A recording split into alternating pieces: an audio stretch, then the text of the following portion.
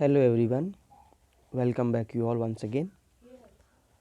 आज हम बात करेंगे चैप्टर 6 में वेदर एंड क्लाइमेट चैप्टर में।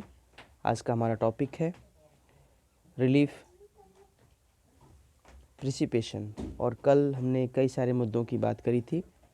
ह्यूमिडिटी, वेपोरेशन की बात की थी, कंडेंसेशन की बात करी थी, और आज हम आगे बढ़ रहे हैं, रिलीज प्रिसिपेशन की बात करेंगे। और हमने कल प्रिसिपेशन की बात करी थी। और प्रिसिपेशन की अगर बात करी जाए तो ये मुख्य रूप से 3 प्रकार के होते हैं, जिसमें रिलीफ प्रिसिपेशन होता है, कन्वेंशनल प्रिसिपेशन होता है, और थर्ड होता है साइक्लोनिक प्रिसिपेशन। तो क्रमशः हम लोग एक एक को पढ़ेंगे। तो चलिए शुरू करते हैं बिना समय गंवाए। नियर अ माउंटेन और highland located in the path of the prevailing winds. वापस लौटती हुए हवाओं के रास्ते में जब कोई माउंटेन आ जाता है, it force the winds to rise, और ये जो रुकावट आती है यह हवा को ऊपर ढकेलने में, ऊपर जाने को प्रेशराइज करती है, दबाव डालती है।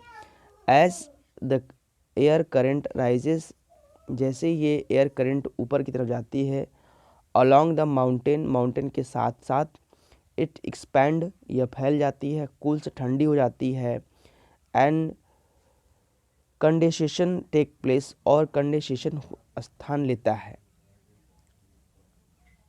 As the air keeps descending, और जैसे जैसे हवा नीचे आती है, कंडेंसेशन कंटिन्यूस, कंडेंसेशन लगातार होता रहता है, leading to the formation of the clouds, और इस तरह से यह प्रक्रिया क्लाउड बनने में मदद करती है, और फाइनली अंत में रेनफॉल टेक प्लेस, और बारिश हो जाती है। If this wind is an onshore one, अब जब ये ऑनशोर पर हो, यानी निकट हो, नीचे की तरफ आ रही हो, then there is a heavy precipitation on the windward side of highlands और mountain, this is known as relief feature. और जब ये हवाएं नीचे की तरफ आएँ, ऑफशोर हों, तो हैवी प्रिसिपेशन की संभावना होती है। कहाँ पर? द साइड ऑफ हाईलैंड के साइड पर होता है, जिसको हम रिलीफ रेनफॉल के नाम से जानते हैं। हाउएवर, फिर भी, as this wind descend the leeward side of the mountain, जैसे ये हवाएं हवा की दिशा की तरफ, माउंटेन की तरफ जाती हैं, it gets compressed and warmed, और ये तब कुछ गर्म हो जाती है, and so condensation does not take place, तो कंडेंसेशन नहीं होता है, निवाष्पन की प्रक्रिया नहीं होती है।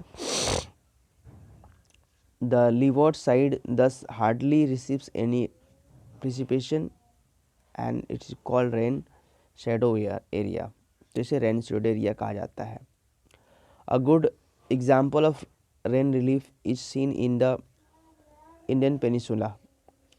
The northwestern mountain winds come from the Arabian Sea, are forced to rise up in the windward slopes of the Western Ghats. They are bring heavy rainfall. The leeward slope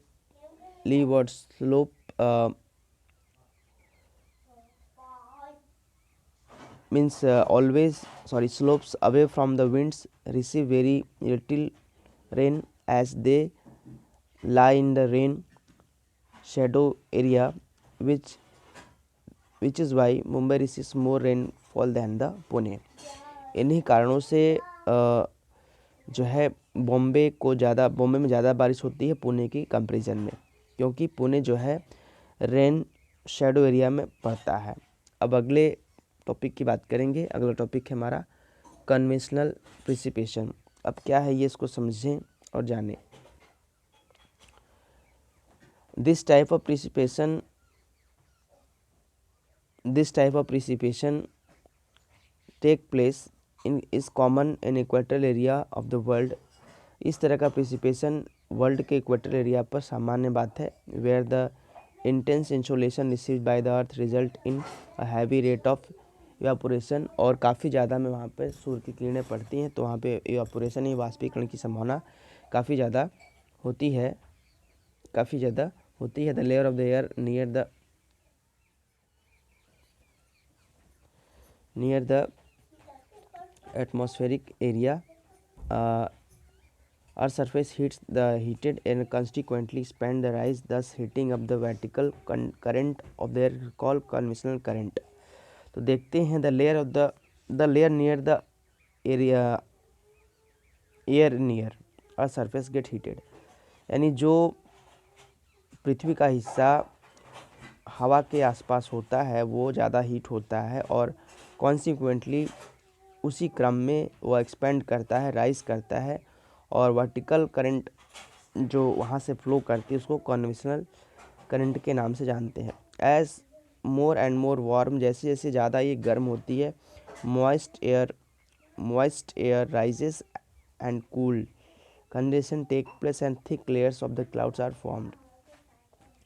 तो जैसे जैसे गर्म हवा होती है और उसमें नमी की मात्रा कम हो जाती है, वो आसमान की तरफ जाती है, फिर ठंडी होती है, फिर कंडेंसेशन होता है और thick layer of the cloud बन जाते हैं। और लेटर ऑन बाद में जो है व्हेन इंसोलेशन डिक्रीजेज, इंसोलेशन कम होता है, convection current stops ascending, the thick clouds burst resulting in heavy rain shower. तो ये रेन शावर का स्थिति हो जाता है। This completion is thunder and lightning, और उसके कारण जो है थंडर यानी बिजली की गड़गड़ाहट होती है, बिजली गड़गड़ाहट होती है, और आकाश में लाइटिंग भी होती है। This is known as conventional rainfall and is a daily feature in the hot equatorial belt and interior of the continent.